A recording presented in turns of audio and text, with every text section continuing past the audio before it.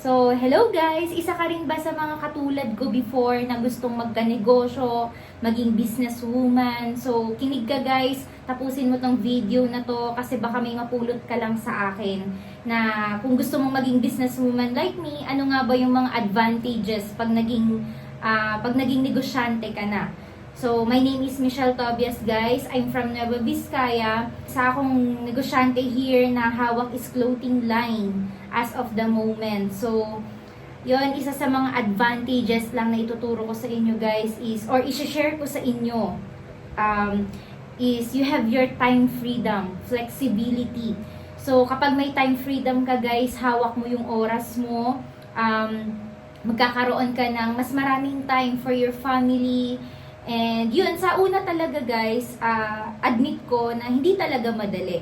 Since sa unang taon, 2 taon, hanggang 3 taon ng negosyo ko is ako talaga yung nagkakahera, ako yung nag-sales, ako yung naglalak ng, ako yung naglalak ng client, ako yung nag-inventory sa shop namin, 'di ba? So, it takes years din talaga na para magkaroon ka ng time freedom. So, sa mga baguhan na nagnenegosyo ngayon, okay lang yan kung ikaw lahat. 'Di ba? Okay lang yan kung ikaw yung nagdi-deliver ng goods or ikaw yung kumukuha pa ng product mo to supplier, 'di ba? Or ikaw pa yung nagpapak. So, okay lang yan kasi yan talaga yung proseso ng pagiging negosyante. 'Di ba? So, sa panahon kasi natin ngayon, actually marami na tayong mga babae na talagang nagpupush into business talaga. So, then, pangalawa naman dun guys is makakatulong ka sa ibang tao. So, mabibigyan mo ng opportunity yung bawat isa na like sa family man yan or sa mga staff mo, 'di ba? Magkakaroon ka ng ikaw yung bridge of blessing, 'di ba? Na tinatawag. Kumbaga ikaw yung magbibigay ng mga opportunity para sa kanila. Like, yun, yung mga, kunyari, may staff ka, 2, 3, di ba? So, ikaw yung isa ka sa mga magpuput ng food sa table nila. And malaking tulong na yun, guys, para sa kanila. Di ba? Then, sa family mo naman, kung may mga relatives ka na walang work, o di, pwede mo silang kunin, di ba? Para sila yung mag-deliver ng goods, sila yung maging driver, sila yung magbantay ng store mo habang wala ka, 'di ba? So malaking tulong na rin 'yun, guys, para sa kanila na mabigyan mo sila ng kanya-kanya nilang role para sa negosyo mo. And lastly, guys, personal growth. Kapag businesswoman ka na or naghahawak ka na ng negosyo mo, magkakaroon ka ng personal growth. Kasi nandyan yung rejection, nandyan yung pagkadismaya mo sa sarili mo, 'di ba? So, dun ka titibay.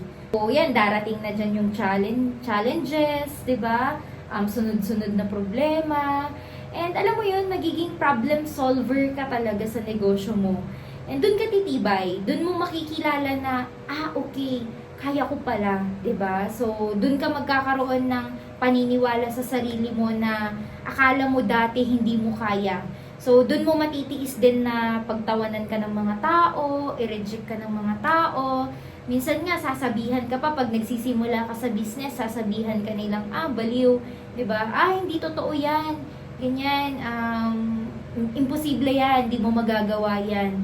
Pero, yun nga, isa sa mga iiwan ko lang sa inyo, guys. Once na ikaw may tiwala ka sa sarili mo, kahit na anong sabihin ng ibang tao dyan, kahit na sabihan kang hindi mo kaya yan, baliw ka na, ano pa ba yung mga ibang sinasabi nila, like, parang hindi mo, ganito tinapos mo, bakit dyan ka bakit yan yung gusto mo, 'di ba? Ito yung tinapos mo, sobrang layo.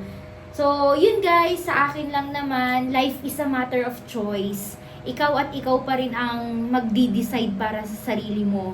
Isa nga sa mga sinabi ng mentor ko dati, kung gusto mong isulat ng maganda yung buhay mo, wag na wag mong ipapahawak sa iba, lapis ng buhay mo. So, yun guys, thank you!